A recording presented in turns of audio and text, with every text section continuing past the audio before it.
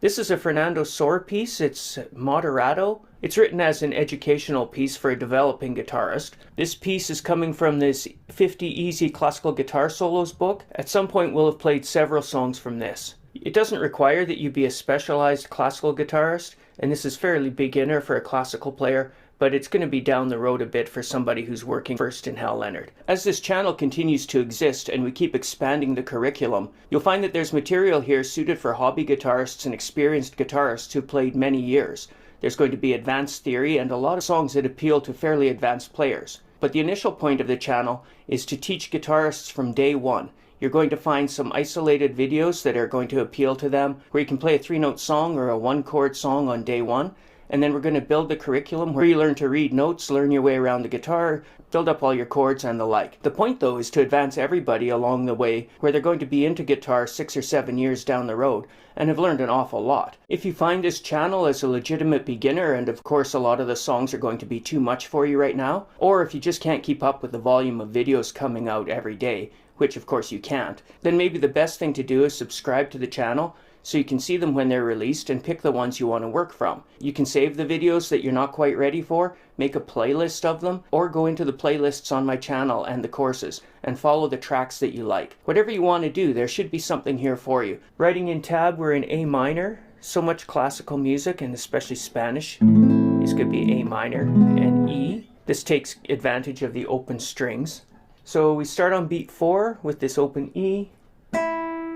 These are quarter notes.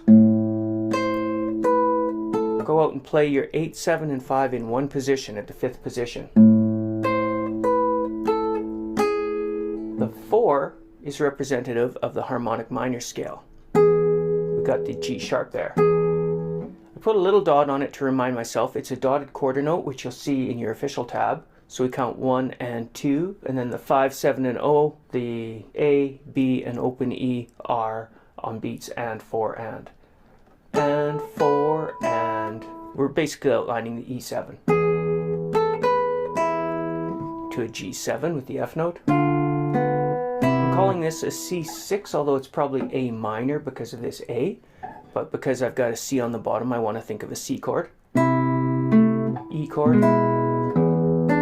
That 3, the D makes it an E7, and we're on an A minor. A classical player probably won't make a full A minor there.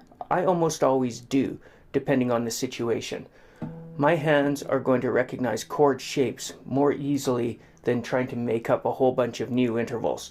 So that was probably going to be an A minor. Later on for sure I'll have A minors. The theme is repeating here. But now instead of the G sharp, we go to a G note. So we're working already to the G7 chord. These are 8th notes. What makes me think this is probably intended as A minor is this time G7 is going straight to an A minor, so it's a deceptive cadence. E7, the 5 in harmonic minor, back to the A minor. You can pause a little, you don't have to stay right on beat. After beat 3, as you come to the pickup note on 4, usually there's a breath in there. When we phrase this, we'll put breaths and retardandos all over the place. In the next part, we go to the C major, very typical of classical music. We go from the relative minor to the major, or vice versa. Little hammer on beat 4, C, G, C, and a G7 with a sus on it. This little arrow shows it's a strum. You want to arpeggiate that slightly. Some players will use the thumb. Some will just roll through the fingers rather than plucking all simultaneously. Give you that little roll. 1, 2, 3, 4, and.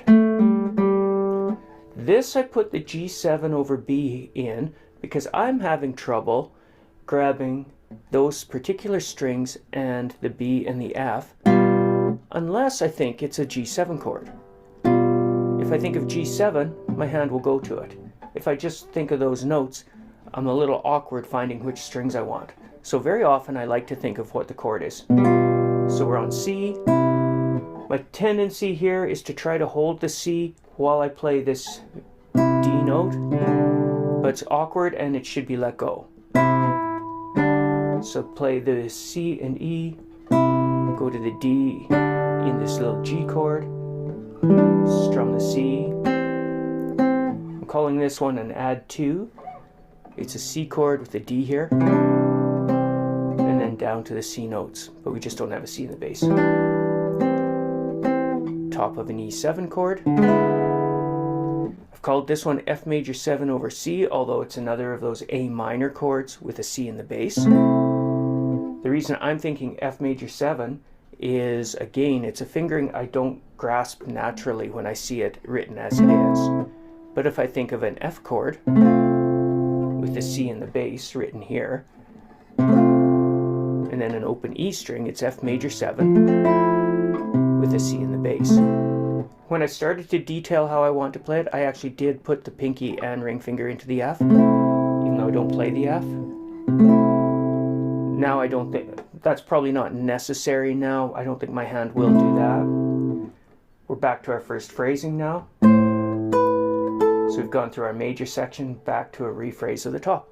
Notice that his religious training is in play here. This is like a hymnal version. We have our A section a couple of times, a B section, and now he's repeating the A section to end. G7. This whole 2 and 3 and 4 end. We have G again, then this run on the G7 to land on the A minor. Goes through what looks to me like a B7, and I want to think that to get this fingering. So we're going to go F, E, D, C, which you would do with your pointer, but now you need your pointer to jump to the 4th string immediately. So they want your second finger on this C.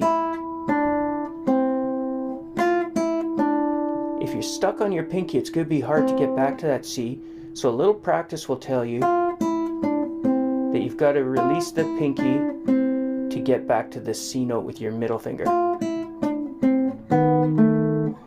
This 1 and 2, the reason I've told myself that's a B7 is this is an awkward fingering on its own. A pointer and a ring finger on the D sharp and A. However, we know it in a B7 chord like that. So if I think of that a little bit, that will help me. The other thought is I'm building into the A minor chord. The ring finger grabs that 2 in anticipation of A minor, E7, A minor. This again is a place where I would probably vary from the way a classical player would play. They would probably play the A with the middle finger, reach for the C with the ring, and play the E with the pointer. For me, I'm going to grab an A minor because it makes sense after E7. Use my pinky on that C, and down.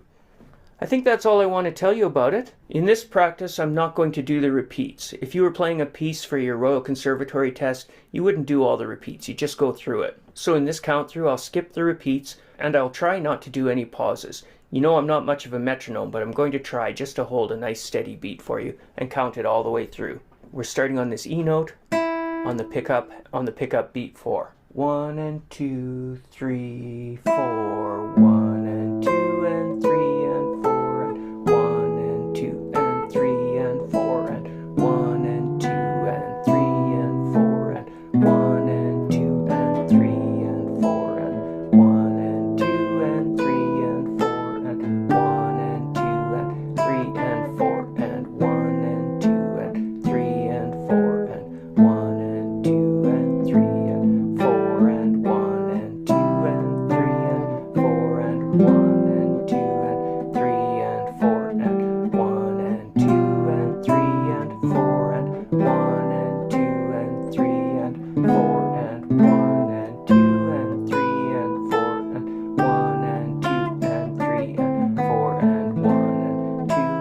3.